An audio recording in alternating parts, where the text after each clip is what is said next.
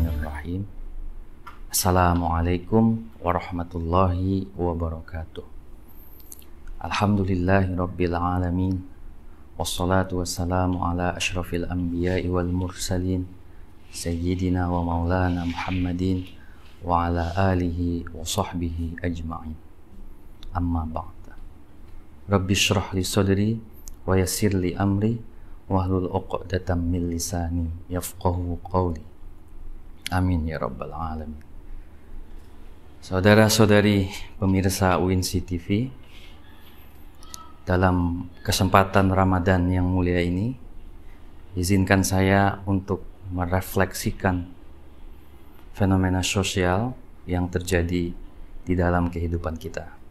Mudah-mudahan dengannya kita memperoleh hikmah yang menjadikan kita hidup dalam kebaikan.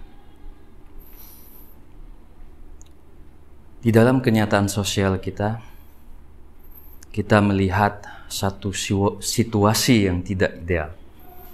Apa itu? Ia adalah alienasi atau keterasingan. Apa yang dimaksud dengan keterasingan?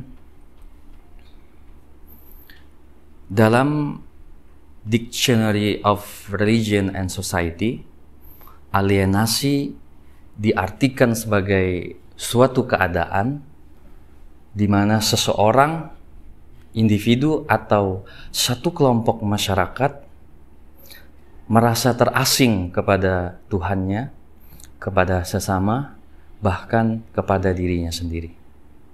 Itu adalah sesuatu yang tidak ideal. Definisi tersebut masih dapat kita terjemahkan dalam kenyataan sosial kita. Misalnya, seseorang atau individu yang memiliki keyakinan di dalam dirinya, memiliki prinsip, memiliki ide-ide, akan tetapi dia tidak bisa bersikap dan berbuat berdasarkan keyakinan-keyakinan itu. Apa yang dikatakannya, apa yang diperbuatnya, membelakangi nilai-nilai nurani yang dimilikinya, yang telah dianugerahkan Allah kepadanya. Ada banyak kasus yang bisa kita lihat berkaitan dengan fenomena keterasingan ini.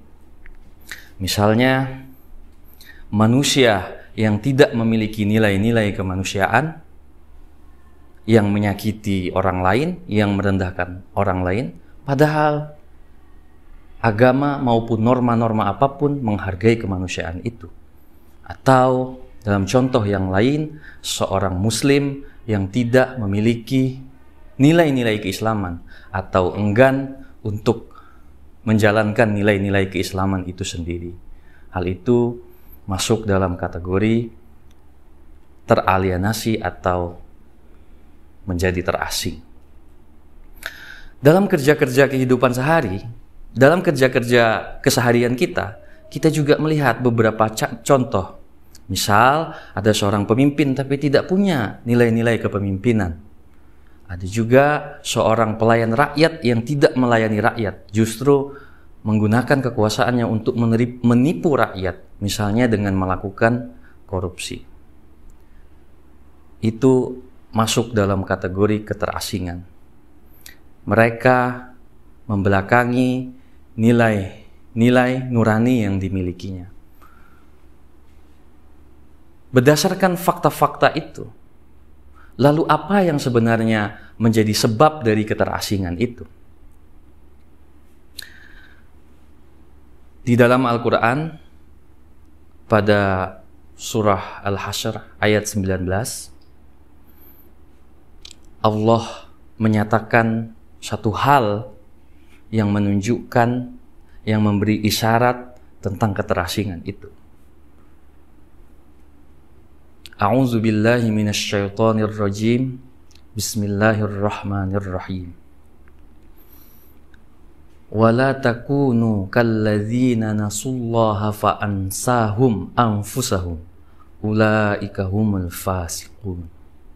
Shadaqallahul azim. Dan janganlah kamu menjadi lupa kepada Allah, maka Allah akan membuat mereka lupa kepada diri mereka sendiri. Mereka itulah orang-orang yang fasik. Berdasarkan ayat ini, kita memiliki satu isyarat yang kuat dari Tuhan bahwa muara dari alienasi dan keterasingan itu adalah melupakan Allah.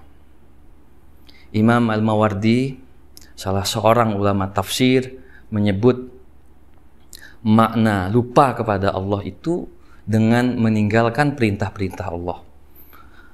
Dan itu memiliki implikasi. Orang yang melupakan Allah akan meninggalkan perintah Allah. Orang yang melupakan perintah Allah akan juga melupakan untuk melakukan kebajikan-kebajikan, bahkan untuk diri mereka sendiri. Dalam konteks ayat ini, maka poin penting dari usaha untuk menjadi tidak terasing adalah dengan menghadirkan Allah di dalam diri kita.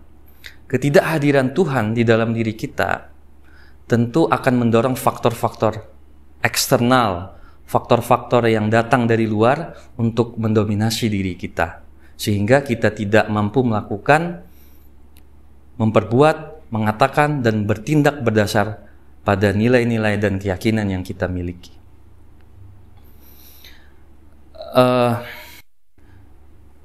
Lalu kemudian karena seseorang tidak mampu menjalankan nilai-nilai yang dia miliki, keyakinan yang dia miliki, prinsip yang dia miliki, seorang menjadi tidak asli, seseorang menjadi tidak otentik, dia menjadi orang lain, dia bergerak atas dasar dorongan-dorongan dari orang lain atau satu konsep-konsep tertentu yang membelakangi kebenaran-kebenaran yang berdasarkan fakta-fakta itu, kita tentu saja dapat belajar bahwa sebenarnya keterasingan atau alienasi dalam konteks modern mengambil satu bentuk baru. Pelupaan atau keterasingan itu mengambil beberapa bentuk baru. Para ahli menyebut setidaknya ada dua hal yang menyebabkan seseorang itu menjadi terasing. Yang pertama ada disebut sebagai worship of technology, yaitu suatu keadaan di mana seseorang tunduk pada teknologi, khususnya teknologi informasi. Ia menjadikan teknologi informasi sebagai satu-satunya sumber kebenaran, sumber yang dapat menyelesaikan permasalahan mereka, sumber imajinasi, sumber kesenangan, bahkan preferensi ideologis. Hal ini membuat seseorang menjadi teralienasi atau berada dalam keterasingan. Dan hal kedua yang disebut oleh para ahli adalah konsumerisme, yaitu konsumsi, penggunaan, dan pemakaian sesuatu secara berlebihan. Dalam contoh, seseorang yang menginginkan sesuatu secara berlebihan tidak berdasarkan apa yang ia butuhkan. Ia melakukan satu perilaku konsumsi, tetapi itu dilakukan atas dasar pengakuan orang lain, bukan karena kebutuhannya. Hal ini juga menjadi penyebab dari alienasi itu sendiri. Fakta-fakta itu sebenarnya dikonfirmasi oleh Allah Subhanahu wa Ta'ala di dalam Al-Quran. Kita bisa melihat bagaimana Fir'aun terasing karena kekuasaannya. Ia merasa dirinya Tuhan. Lalu kemudian ada Qarun yang terasing karena kekayaannya. Karena orientasi terhadap kekayaan, maka ia menjadi terasing. Ada pula sebagian kelompok kaum Madian yang menjadi terasing karena gemar melakukan penipuan, lalu kemudian melakukan korupsi. Itu adalah daftar sikap-sikap terasing yang dikonfirmasi oleh Allah di dalam Al-Quran. Dengan segala fakta itu, lalu kemudian apa solusi yang bisa kita lakukan untuk menghindari keterasingan itu? Dalam sebuah kalam bijak tasawuf menyebut man arafa nafsahu faqad arafa rabbahu. Barang siapa yang mengenal dirinya, maka dia akan mengenal Tuhannya. Berdasarkan isyarat itu, maka yang perlu dilakukan untuk menghindari keterasingan atau alienasi itu adalah dengan melakukan perjalanan ke dalam diri kita sendiri. Untuk apa? Untuk tazkiyatun nafs, menyucikan jiwa kita, membersihkan hal-hal yang kotor dalam hati kita. Karena dengan cara itulah kita menyadari siapa kita, untuk apa kita diciptakan, dan apa tujuan kita diciptakan. Dengan kesadaran semacam itu, pada saat yang sama kita juga tentu harus meyakini bahwa Allah Maha Kuasa, bahwa Allah yang Maha Mengawasi. Dengan demikian kita merasa diawasi oleh Allah Subhanahu wa Ta'ala dan berharap bimbingan senantiasa ada kepada kita. Selanjutnya, perjalanan ke dalam diri juga perlu merefleksikan tentang tujuan-tujuan hidup, sesuatu yang dinyatakan oleh Allah Subhanahu wa Ta'ala secara lugas dan tegas. Allah Subhanahu wa Ta'ala berfirman, A'udzubillahi minasyaitonirrajim, Bismillahirrahmanirrahim. Wa ma khalaqtul jinna wal insa illa liya'budun. Dan tidaklah aku ciptakan jin dan manusia kecuali untuk menyembahku, kecuali untuk menyembah Allah. Dalam ayat ini secara terang Allah menjelaskan bahwa tujuan dari kehidupan manusia itu adalah berfokus untuk menyembah Allah. Menyembah Allah tentu saja dalam makna yang luas, beribadah dalam makna yang luas, bisa berkaitan tentang ibadah-ibadah fardu atau ibadah-ibadah sosial. Semua itu menjadi bagian dari nilai ibadah kepada Allah. Semua mendapat pahala dan ganjaran dari Allah Subhanahu wa Ta'ala.